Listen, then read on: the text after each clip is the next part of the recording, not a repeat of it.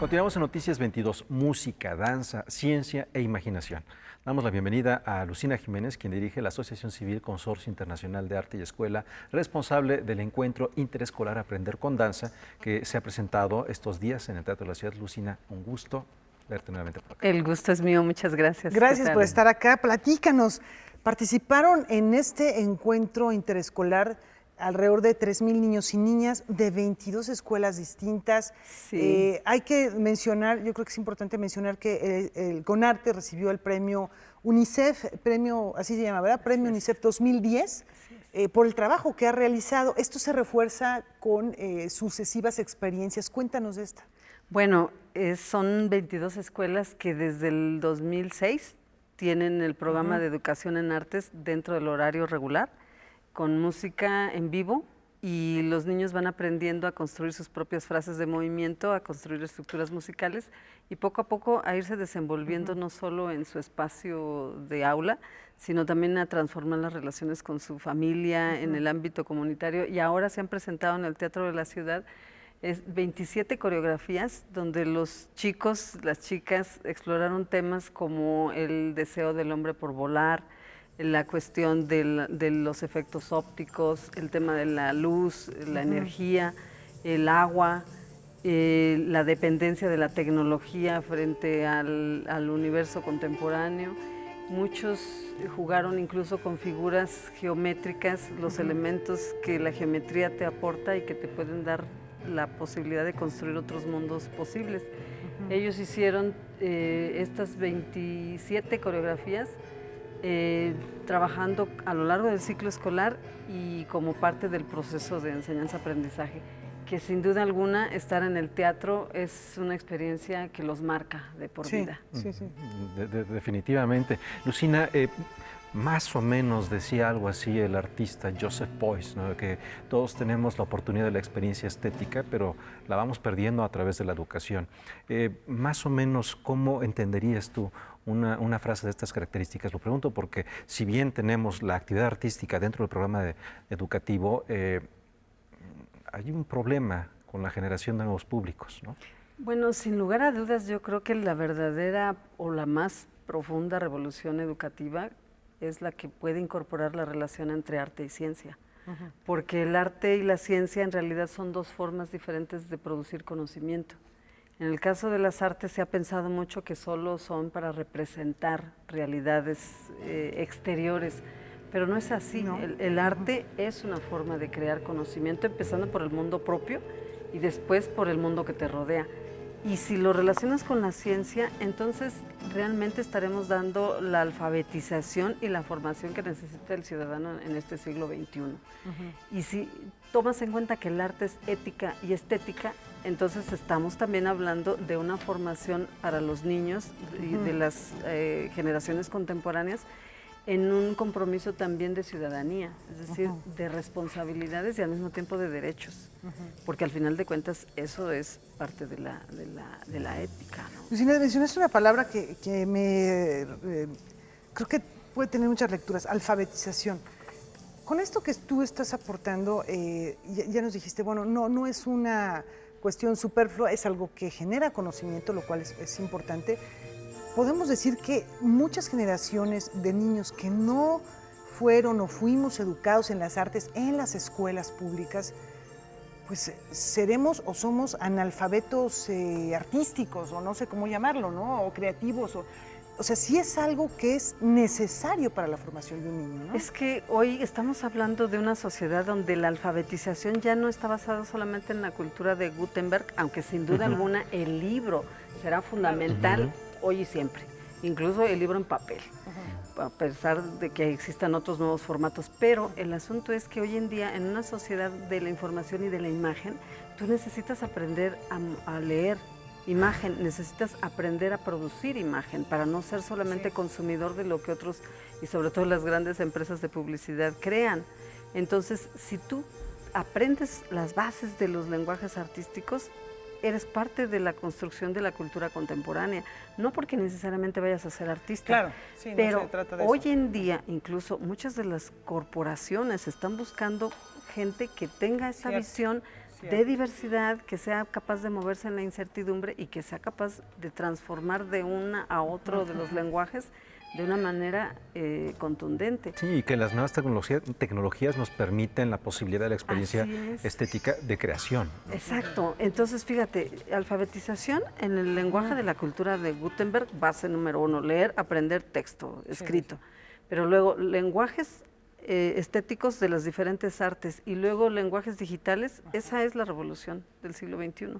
Y esa es la parte que necesitamos hoy en día todo ciudadano, independientemente de a qué te vas a dedicar, porque efectivamente la tecnología hoy en día te permite acceder a muchas herramientas que si sabes cómo aplicarlas, vas a poder crear una cantidad de cosas impresionantes y los jóvenes de hoy en día tienen mucha creatividad, tienen muchos elementos, pero muchas veces no saben qué hacer con ello y si bien tienen acceso muchas veces a internet o a la tecnología, es en una visión un poco creativa, no están produciendo contenidos, no están produciendo, sino consumiéndolo.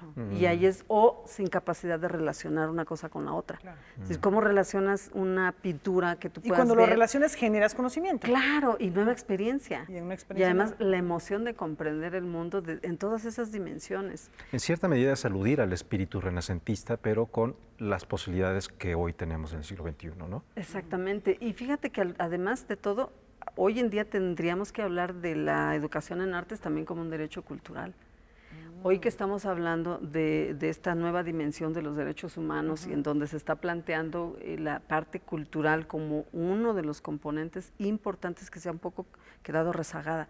Pero la puerta de entrada a los derechos culturales es la formación en artes, porque entonces no te sentirás excluido de un mundo que se ha quedado para unos cuantos cultos que pueden tener acceso a los lenguajes crípticos. Entonces, todo espacio, toda metodología pensada para acercar el aprendizaje a cualquier niño, cualquier persona, cualquier joven, es fundamental en este momento. Se vaya a dedicar a lo que se vaya a dedicar, porque es importante pensar que quizá haya gente que nos vea y diga, bueno, pues sí, pero es que a mi hijo o a mí me interesa ser matemático, biólogo, lo que sea así.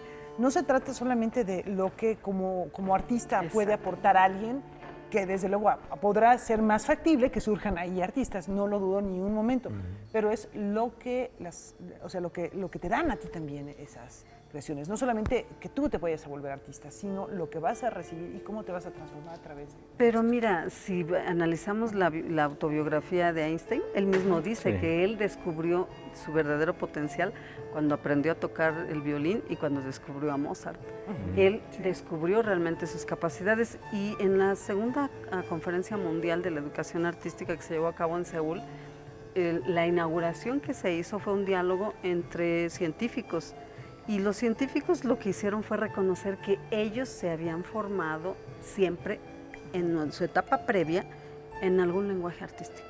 Habían tocado música, habían gustado de la fotografía, de la pintura, algunos, los menos, habían hecho ejercicios, digamos, de cuerpo, pero la mayoría han venido de una práctica artística también. Entonces, la biología y digamos que incluso la nanotecnología que hoy en día está en debate, tiene mucho en común con las estrategias del arte contemporáneo. No hay mejor científico que el que imagina, y recordando a Sagan, y lo mismo puede ocurrir con un futbolista, o con un abogado, o con un ingeniero, lo que sea.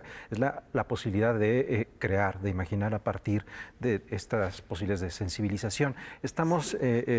Hemos visto esas imágenes que son profundamente conmovedoras, porque también el acceder a los teatros, sí, el auditorio de la escuela es muy importante, exhibirse en el público es muy importante, pero un teatro formal, con todos los procesos que requiere esto, el conocer los espacios, también el entender la formalidad del espacio mismo, tiene un impacto en los pequeños, en los jóvenes.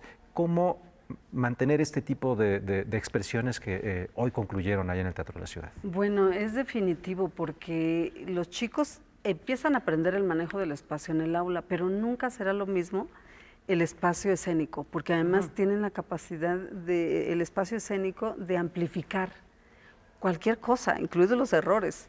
Y ellos se dan cuenta de esa magia y ellos saben que son parte de eso y además aprenden toda la estructura del teatro, saben cuáles son los elementos que lo integran, saben dónde circular, saben cuál es el sentido del uso del espacio y se sienten actores de un proceso que ellos saben que forma parte de su educación.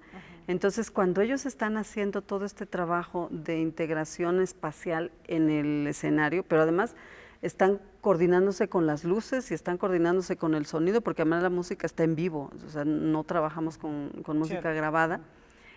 Hay un pianista, hay un baterista, hay un percusionista y ellos saben que ellos tienen la capacidad de interactuar con la música, con la iluminación, con el espacio y están teniendo una experiencia que al principio los llena de nervios de una manera impresionante. Entonces, es que las mariposas, maestra, es que me da...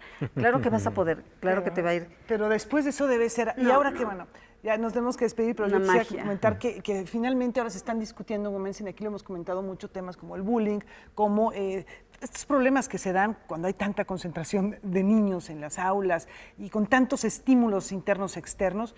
Bueno, pues yo creo que no hay mejor estrategia que darle seguridad, autoconocimiento, confianza, empoderamiento a los niños a través de pues estos tipos de manejos espaciales y también de su propio cuerpo.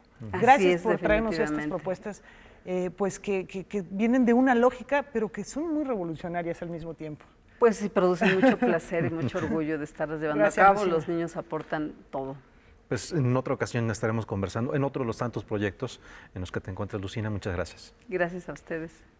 Vamos a hacer una pausa. Quédese con nosotros. Al regresar, Ludwig Seller materializa sus sueños en el Centro Cultural Bella Época.